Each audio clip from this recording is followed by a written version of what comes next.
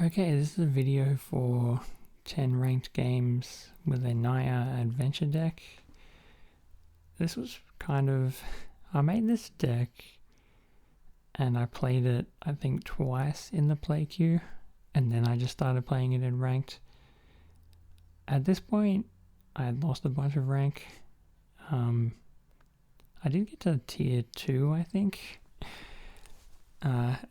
with rogues, and then I started playing some different types of decks and just losing so many games in a row. But yeah, I just decided, for some reason, I guess I figured I had nothing to lose, so I'll just keep trying different decks. But at this point, I'd barely played this deck. Yep. That was a good start. I was playing second and probably shouldn't have kept that hand, but didn't draw any lands. So at least that was a quick game. I'm pretty tired of playing against Sultai. Also, I don't think this is a very good matchup. This deck doesn't match up well against Sultai anyway. I'm sure I made a ton of mistakes in these games, being that I barely even played this deck before. I only just changed it as well, just a little bit, before I played it in ranked. But I don't think I could have won these first few games anyway. Would be nice if I could do things, but there's nothing in my hand that does anything. I couldn't even play the Rimrock Knight then because I didn't have red mana. And I think they just Embercleave here, and I'm pretty much over it by that point. I was already losing, and then they played Embercleave on Annex. I think I might have even been playing first that game.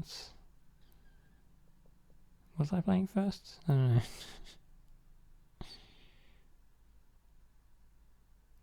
Didn't feel like it. Maybe I wasn't.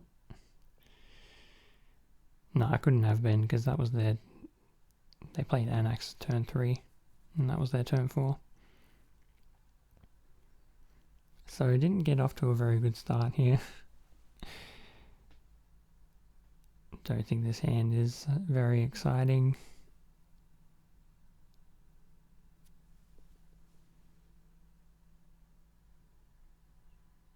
Every time I put Fabled Passage in a deck, I always draw them before I have 4 lands. At least 1 or 2 of them.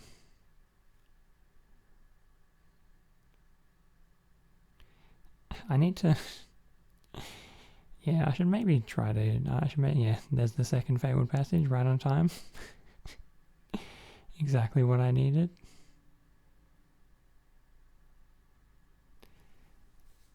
I think I wasn't playing that bad, maybe, in some of these games.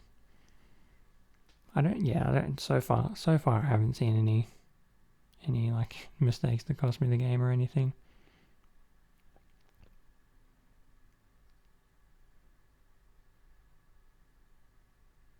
So this actually stopped them from gaining the life, so they can't make angels, which I think was pretty important. Basically had to use the shepherd there, otherwise they were going to make an angel. And I kind of wanted to use that anyway, I guess. And here I'm playing the Bone Crusher Giant. And I think I just target Alseed. I could have targeted something else, but I think it's the same result, I guess. It seems like you'd want to play it on the speaker here, like the 1/1 speaker, but then they can have the option of not even protecting it if they want.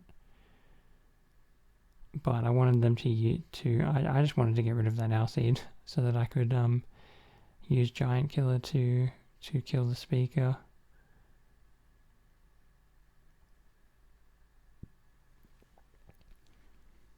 And given that I have 3 sentinels, I still have 3 mana here. So the opponent got stuck on 2 lands, which was good for me.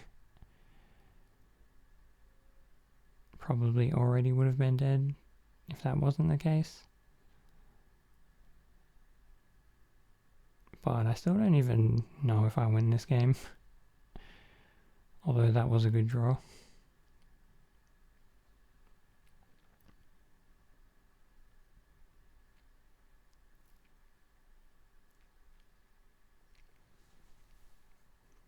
So yeah, given that I haven't played this deck very much, I'm pretty sure I do make a ton of mistakes.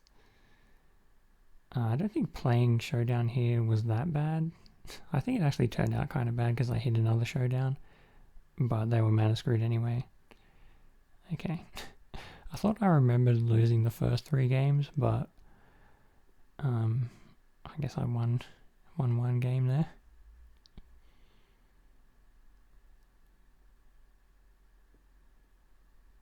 So here I could not play the Innkeeper turn 1. But of course, I do play the Innkeeper, and the opponent has the Glass Casket, which was kind of annoying. I was hoping that they didn't have removal. If I was playing first, I don't think it would have mattered. Unless they somehow had a one mana removal spell. But yeah, given that they had exactly the Glass Casket, I was really heavily regretting playing that Innkeeper.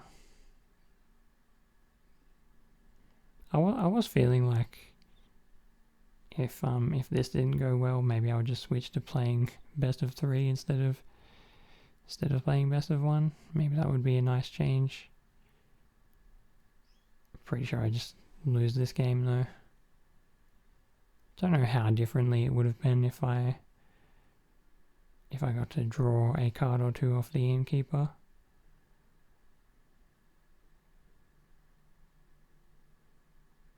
I was trying to set up to play a Great Henge, but that didn't really work out. This was I don't know why I did that. As soon as I did it, I'm like, even when I clicked the Giant Killer, I was hoping I could just cancel it, but I wanted to just play the Bone Crusher Giant so that maybe I could play Henge. But even then, I don't think, I think I probably still lose the game. But it would have been nice to maybe be able to cast Great Henge.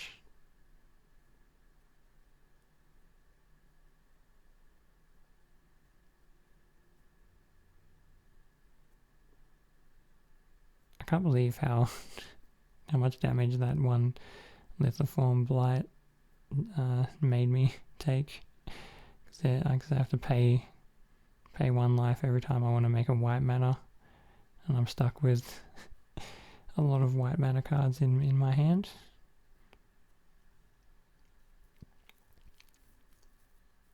And yeah, here's the Doom Foretold, which means I don't get to play the Henge next turn either.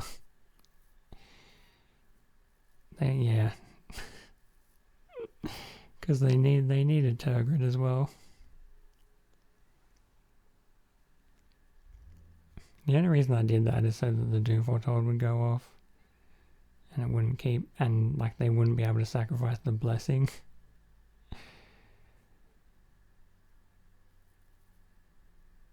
But the fact that they have Turgid here, not good for me. Also kind of stuck on white mana.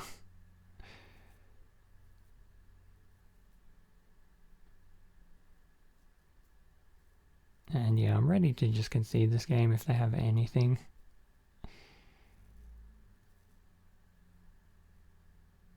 And there it is. That counts. That definitely counts as something. funny thing is, I was thinking about making a Abzan Doom deck. So I actually don't mind playing against something like that as long as it's not Sultai or Rogues or something.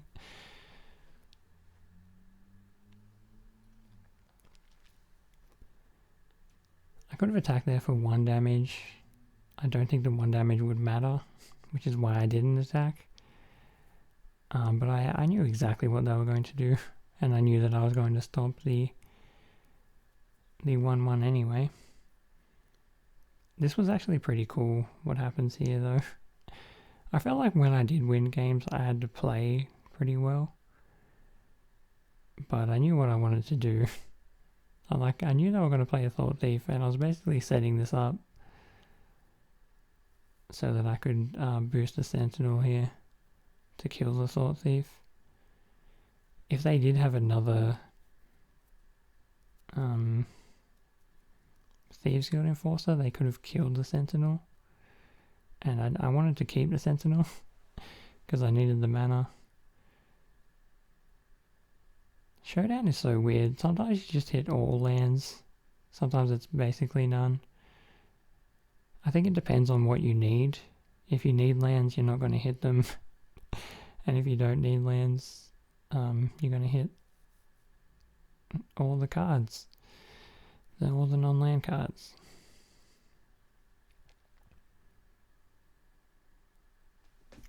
Here I'm just using the Rimrock Knight just because it would get exiled if I didn't. Because I was pretty sure I just wanted to double Bone Crusher on the Thought Thief here.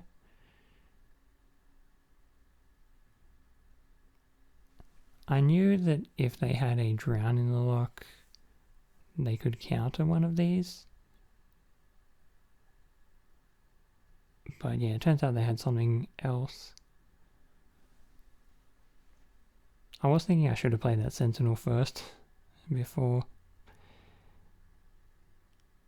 I played the first Stomp. Because then I could have put a couple of counters on the Sentinel. But yeah, they had Into the Story there. I don't know if they also had something else. It didn't look like it. I don't know what else was in their hand.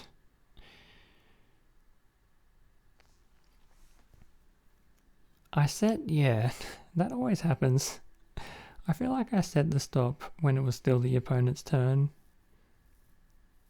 But it turns out no, because I would have considered using Shepherd on the showdown, so that I could maybe play it again at a later time. But the opponent just concedes here anyway.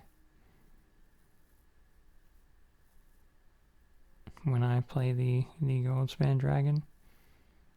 I don't even know if that was correct to play it. But I would have then, yeah, I had to count my mana. It was pretty hard to tell in that situation. Because I'm definitely attacking with the dragon. And that gets me another 2 from the treasure. Also, I have the sentinels to tap for mana, I think.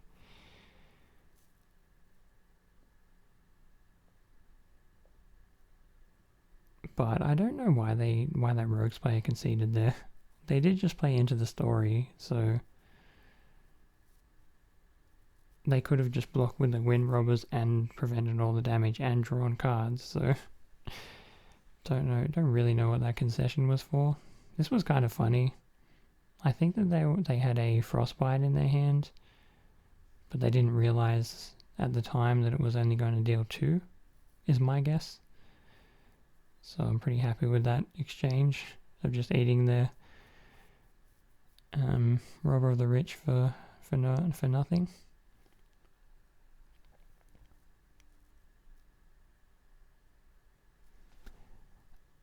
I think most of the cards in this deck you can just pay for 1 mana. 1 or 2 mana, I guess. So that's kind of what you want to hit off of the showdown. But sometimes you just hit another showdown and some lands. And sometimes you hit 4 lands. Which it's nice to get those lands out of the deck in a way. Okay, and then the opponent just concedes after the mistake that they made.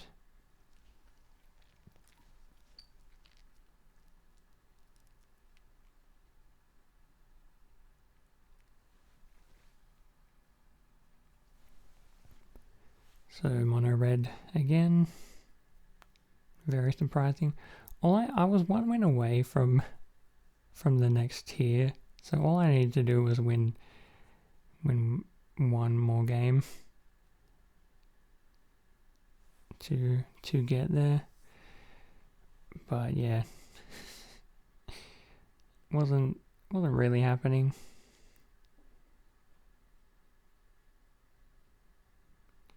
Yeah, this deck, even on turn 1 with this deck, it is kind of, you do have to think a lot because so many of your cards cost 1 and you have to try to manage 3 different colors of mana.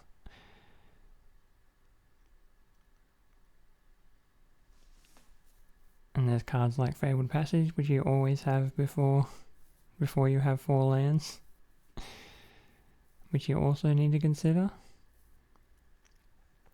I thought about making this block for a second. I was thinking they must have another Rimrock Knight. I don't know if they did or not, because it seemed to pass pretty quickly there. But I didn't want to lose the Innkeeper anyway, and I would have if I blocked the 4-1 with it.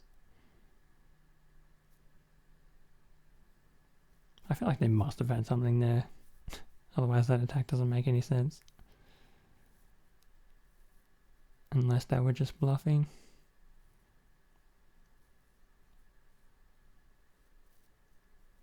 I wasn't feeling great about this situation. Even if I do kill some of their creatures, they do just get replaced. I wish I had 2 red mana here. But of course, in this deck it's pretty difficult. Because if I did have 2 red mana, I would have just stomped the Fervent Champion and then played the Rimrock's ability on the Innkeeper to just kill Anax.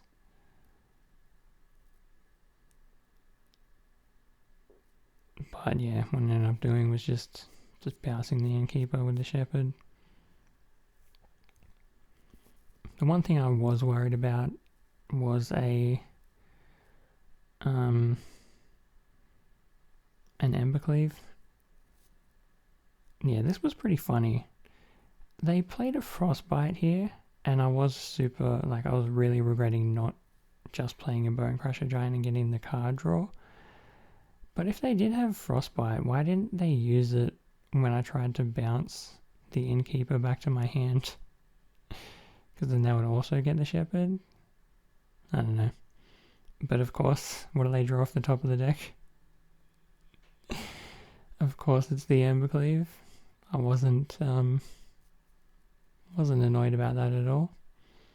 That was totally fine.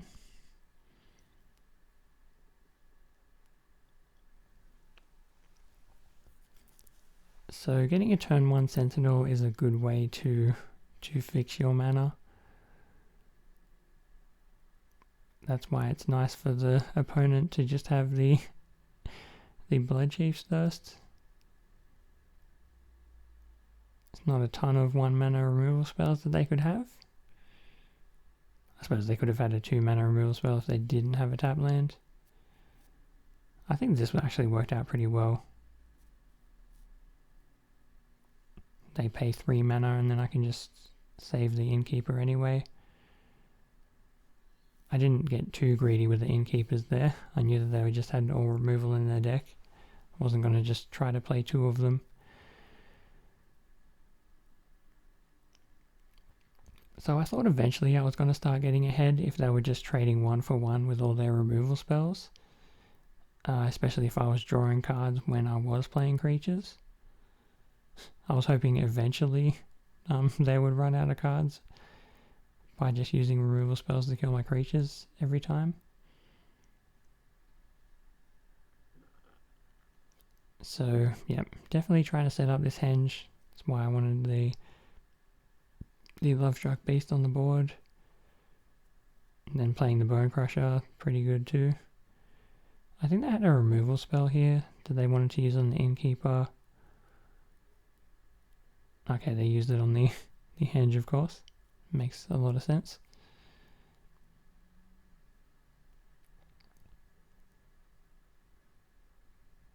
But I think they just dead at this point. They would need like a Shadow's Verdict. That's kind of good for them. I don't really like this Golgari combo deck kind of thing, whatever it is. With the Troll and the Massacre Worm and that guy that gives everything -1/-1.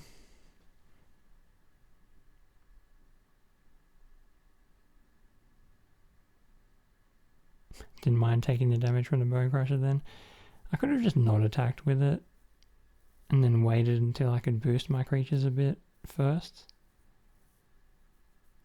Here I could have sacked a creature, but I don't think I really cared. I have a Giant Killer, which can just kill the 8/8. And I was wondering if I could just kill them next turn with all the counters that I can get. It was a lot of counting, but I think I needed to just hit a 1/1. If I could just get a 1/1 and there's the beast token that I can make. Did I do that? No. Okay, I guess I just didn't realize that at the time. That's funny. I could have just used the Heart's Desire and then attacked with the Love Struck Beast and just killed them. That's funny. Yeah, I'm sure I made mistakes all over the place. But when I'm watching this back, I saw that instantly. I thought this game was just over anyway, so if they got one more turn, it wouldn't really matter. They did have the Kervek, but that wasn't going to save them.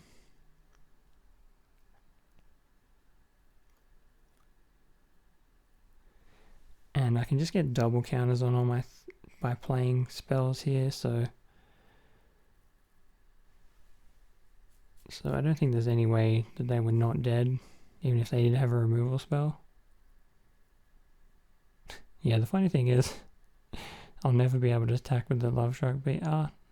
If I have a 2/2, which at this point I don't think is possible. I think the only way I could do that is if I had a 1/1 with a counter on it in this specific deck. And I can't get 1/1s when they have the Kervek on the board.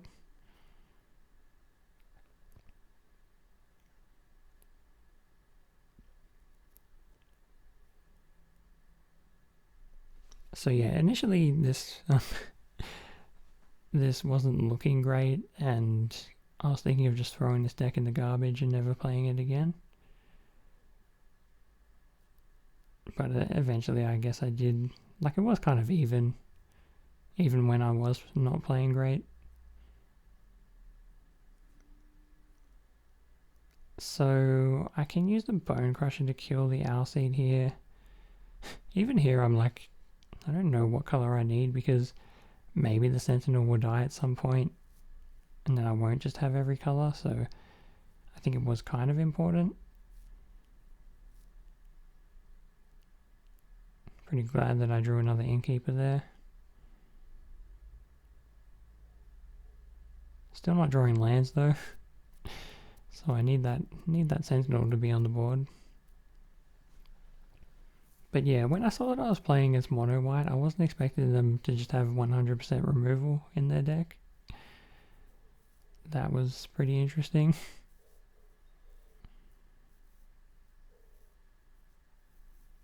But yeah, Glass Casket, a couple of Apparitions. Finally I draw a land.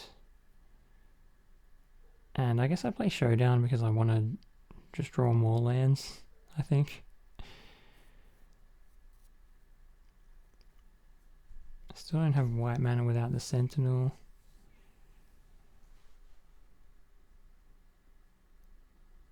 But here comes the third Skyclave apparition to deal with the showdown.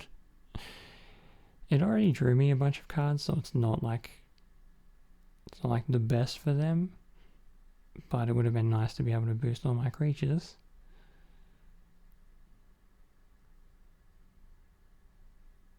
I think here I just end up playing all of the creatures that will just go away if I don't. The other option would have been I could have played Goldspan and just played one of the other creatures, which I don't think would have really been worth it. Well, maybe it would have. I keep forgetting what you can. Okay. Like you can use the Rimrock's ability on the Goldspan dragon to make more mana. So I could have played the dragon, attacked with it, and then post combat like boosted it. That would have given me 3 mana. Yeah, there's a lot. I don't think that play that probably would have probably been slightly better. But yeah, I think there's a lot of plays you can make like that. I felt like I had to play pretty well in this game or I was just going to lose it. The fact that these Rimrock Knights can't block meant that I was just pretty much safe to add mana with them using the Sentinels, because I'm not going to block with them anyway, so why not just tap those when I'm using the Sentinels to add mana. Pretty scary that they had a Legion Angel here. Don't know, yeah, this looks like a slightly different type of mono white deck. But I'm pretty glad that I had the Giant Killer there. And I go for another showdown. Yeah, and here's definitely where I just forget about using the Rimrock Knight on the Goldspan Dragon. I suppose I could have done it pre-combat. Maybe. Yeah, I don't know. It only gets you 1 more mana, but it would also get the Rimrock Knight out of that zone, so I wouldn't have to worry about it next turn. Worry about it getting exiled. But I had a plan, I think. Pretty sure I had a plan for not dying, because all I had to do was not die and then I could just kill them. And one thing about mono white players is they seem to just want to attack with everything all the time and try to kill you. I'm not sure why it stopped in the main phase there, because I knew I wanted to tap something and I wanted to see what they were going to put their counters on, but I was pretty sure I wasn't dead here. Being at 7 life, I could even block with the Sentinel and not lose it. Kill one of their best creatures in the process, because I have the other Giant Killer, which I can afford. Yeah, and then I can just attack them for the win there. And I went up a tier. Technically I only needed 1 win to get there. But after I lost like 4 games, I needed more than that, of course.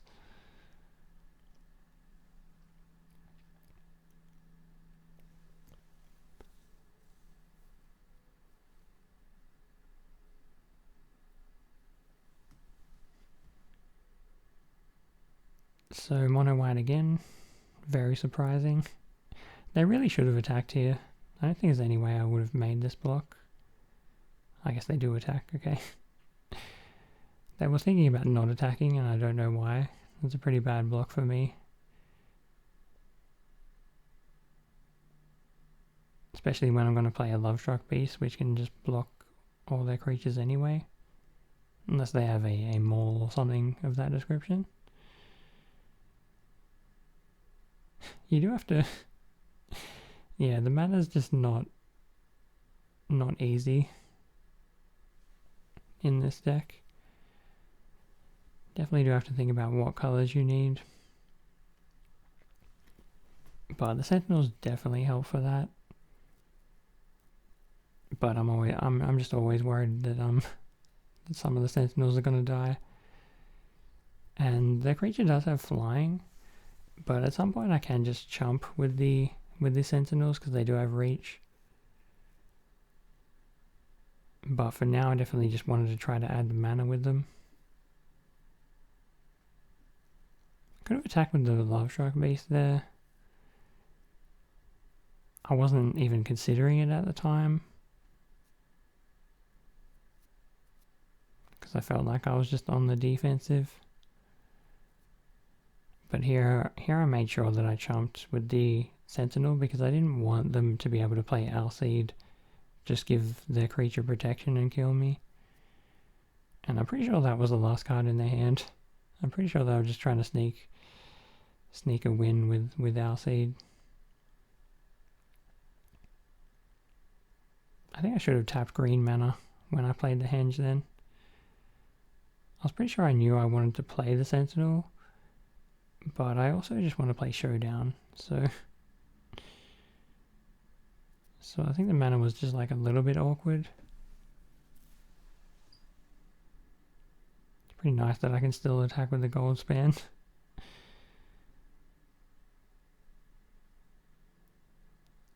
So yeah, I wanted to try to leave up one green if I could. So this was weird, thinking about how I'm going to use my mana here. I knew 100% that I wanted to play the Showdown first, but I had to tap 2 creatures to do this. And then yeah, I hit a land and I still have the treasure as well. Pretty sure I just want to play the Sentinel. It has reach. And then I can just do whatever with the other mana. Yeah, here's another situation where I could have just used the Rimrock to effectively gain 1 more mana.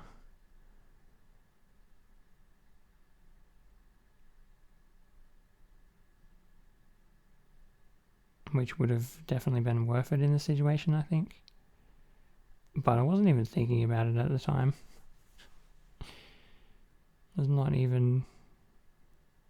because I think it's because I just haven't played this deck that much. It was only after this game that I was thinking about it and I realized, oh yeah, I could have just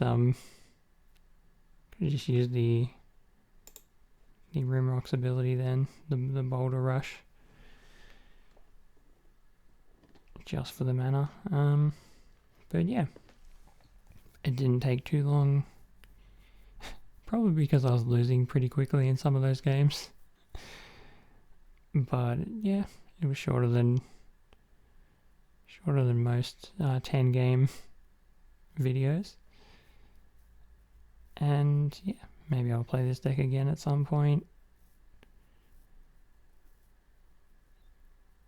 Yeah, it wasn't too bad.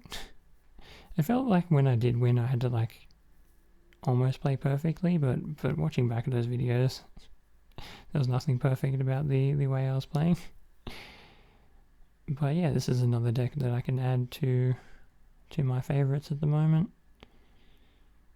So yeah, that's it for this video. So thanks for watching. Bye.